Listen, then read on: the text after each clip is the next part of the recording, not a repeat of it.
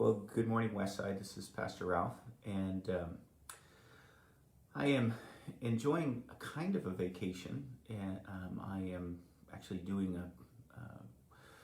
working out in the yard almost every day, and getting a hole filled and doing all that stuff with my family.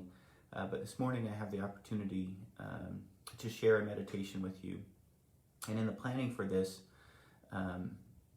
meditations on Mark, I'm going to take chapter 13 of the Gospel of Mark and deal with it all in one whole. And instead of trying to teach, I just want to focus in on one simple truth.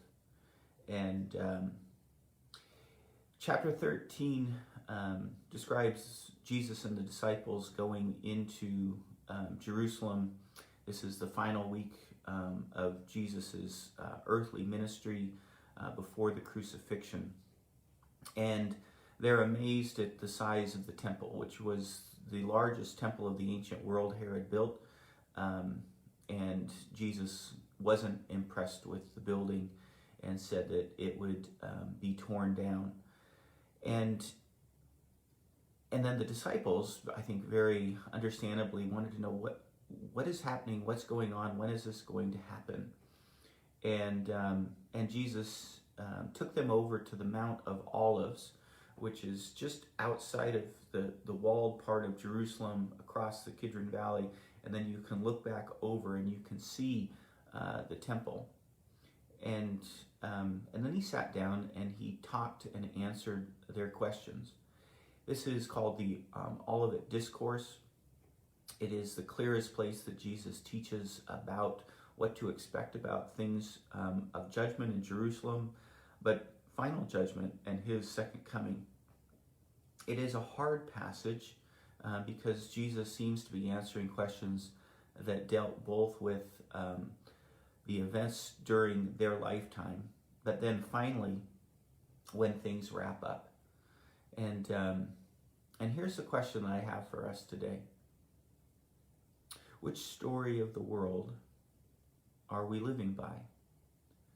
We who follow Jesus are called to live by the story that he tells us of the world, which is that he is coming back, that this world will never reach the place that God intends for it without his intervention. His first intervention of dying on the cross, making possible the way of salvation, and then finally his second coming, when he will finally set things right. That we will not build heaven on earth by ourselves, or even without him, or just by his Spirit, but it's going to be a dramatic intervention. And in the meantime, the purpose of the church is to bring good news, to help bring the kingdom of light into the kingdom of darkness.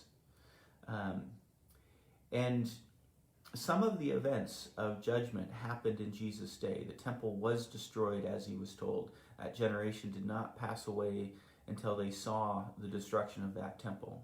There are other questions, though, of his final coming. And I want to give these words to us.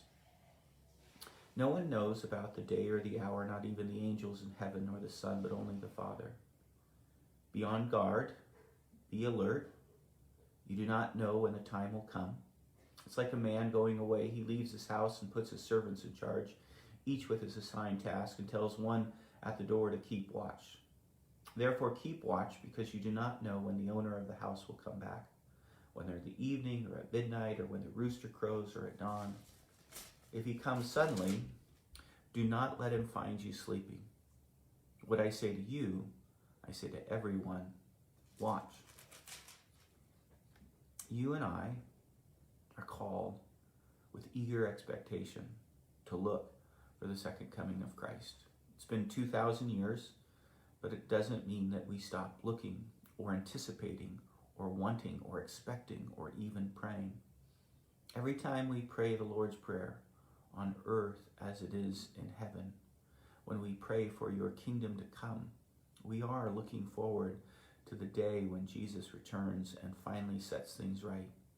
We understand in the meantime, we have a mission, a purpose.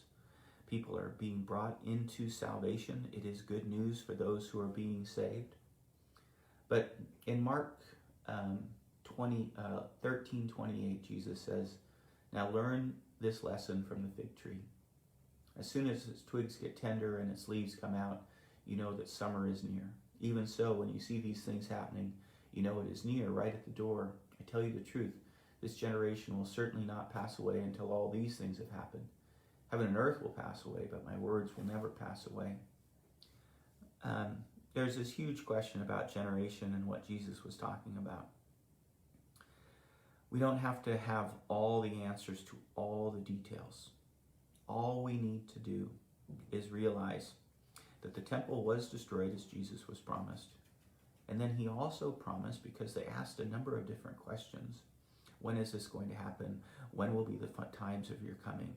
That he also gave them information about his second coming. And the things that needed to happen have happened, and the things that will happen. What I mean is, don't lose hope. Don't give up on this story. This is the true story of the world.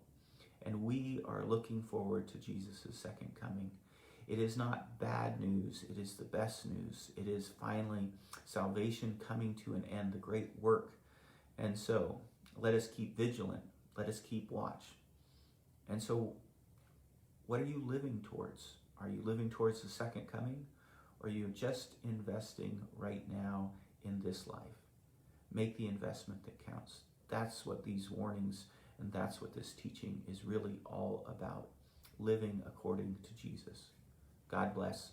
Take care.